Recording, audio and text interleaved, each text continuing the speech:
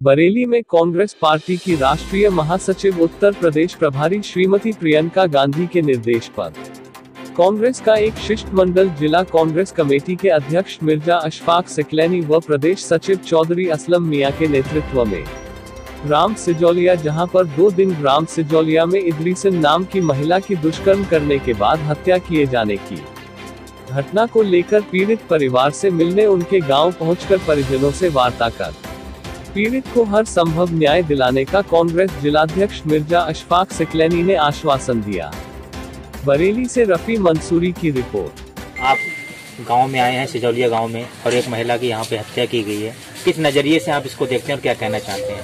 देखिए, सिर्फ नारा देना बेटी बचाओ बेटी पढ़ाओ, ये सिर्फ नारा ही रह गया है। मुझे नहीं लगता है कोई भी महिला आज योगी राज में, उत्तर प्रदेश में जिस तरीके से गुंडा राज चल रहा है, योगी राज नहीं चल रहा है, गुंडा राज चल रहा है, और जिस तरीके से आप नारे देते हो, कोई महिला मुझे नहीं लग रहा है सुरक्षित है। आज कोई महिला सुरक्षित नहीं है यहाँ पे।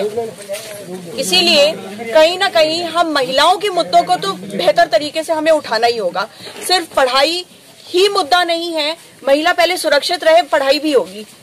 लेकिन आप जिस प्रकार से सिर्फ नारे देकर निकल जाते हो, वो सिर्फ नारों में कैद होके रह गया है। महिला आज 50%, हम सब जानते हैं, हमारी आधी आबादी महिलाएं हैं, पर वो सुरक्षित नहीं है। आज घर के बाहर निकलने में डर लगता है। कोई भाई अपनी बहन को नहीं भेजना चाह रहा है, कोई पिता अपनी बेटी को नहीं भेजना चाह रहा है, कोई पति अपनी पत्नी को नहीं भेजना चाह रहा है। क्यों? क्या हम ऐसे ही डर डर के जिएंगे? नहीं। आज मैं ये वादा करती हूँ अपनी नेता की तरफ से, अपनी प्रियंका गांधी जी दीदी की तरफ से, मैं ये वादा करती हूँ कि जो भी पीड़ित है, न सिर्फ महिला, जो भी घर पीड़ित है, आज इस योगी राज में हम लोग, हमारी कांग्रेस पूरी पार्टी, हम लोग उस पीड़ित परिवार के साथ सदा खड़े रहेंगे और उनकी लड़ाई हम लड़ेंगे, उनको कहीं से कमजोर नहीं होने देंगे। 2 बच्चों पर कानून लागू करने की बात कर रहे हैं, कितना आप इसमें मुतमईन हैं? देखिए, सबसे पहले मैं ये कहूंगी, कानून वो बना रहा है जिसके पास परिवार नहीं है। परिवार की अहमियत वो क्या जाने। तो कानून बनाने का हक कैसे मिल रहा है? सिर्फ इसलिए क्योंकि वो योगी जी हैं। आप योगी जी हैं, आप योग के बारे में बताएं ना, हम लोग सब सुनेंगे।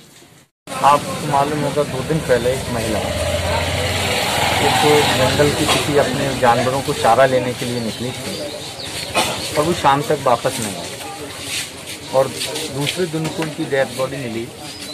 ये जंगल राज है। सीधे मैं कहना चाहूँगा कि एक तरफ योगी आदित्यनाथ जी, हमारे उत्तर प्रदेश के मुख्यमंत्री, कहते हैं कि जो ये घटनाक्रम वाले जो बदमाश, जिस तरीके से कहते हैं कि बदमाश जो भी है, या तो उनका स्थान जेल के अंदर है, अपराधियों का स्थान जेल के अंदर है, या वो प्रदेश छोड़ के जाते हैं। योगी आदित्यनाथ जी ये बताइए, ये जघन्य अपराध महिलाओं के साथ लगातार हो रहा, अन्नाव में हुआ, हाथरस में हुआ, और आज बरेली में जिस तरीके से इस महिला के साथ अन्य आपने देखा, जैसे कि मुझे जानकारी उनके परिवार के लोगों ने बताया, उनके साथ हैवानियत करने के बाद जिस तरीके से उनका मर्डर किया गया, ये किसने किया? योगी आदित्यनाथ जी को ये सवाल का जवाब देना चाहिए। जब वो असेंबली के अंदर खड़े होकर कहते हैं कि अपराधियों ने प्रदेश छोड़ दिया है, अपराधी जेल के अंदर है और अपराध मुक्त हमारा उत्तर प्रदेश हो गया, तो किसने ये अपराध किया? कौन सी सरकार की संरक्षण प्राप्त लोग और अधिकारी, मुझे लगता है कि बचाने का काम कर रहे हैं, और ऐसे जघन्य अपराध नहीं होना चाहिए।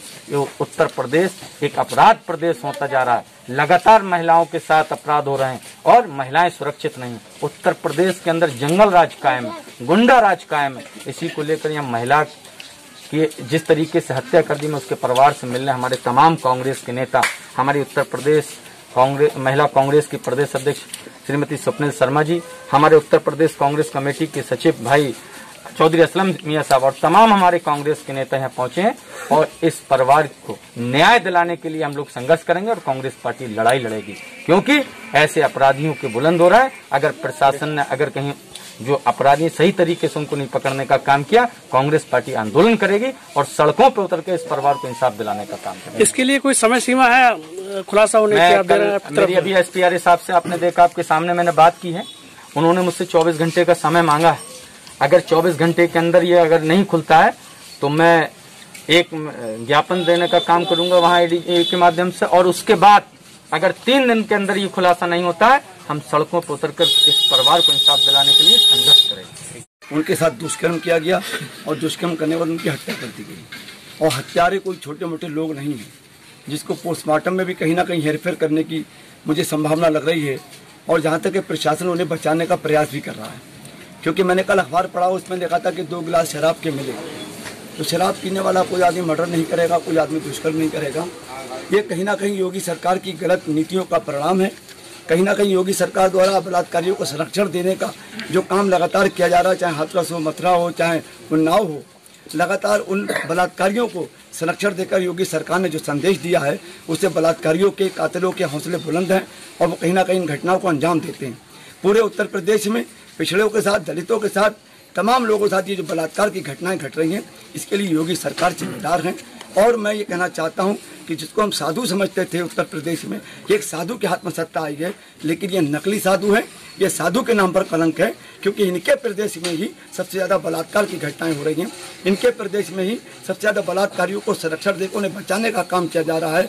और मुझे लगता है कि बरेली में भी कहीं ना कहीं उन बलात्कारियों को बचाने का काम प्रशासन और पुलिस करने का काम कर रही है, जिसको कांग्रेस पार्टी बर्दाश्त नहीं करेगी।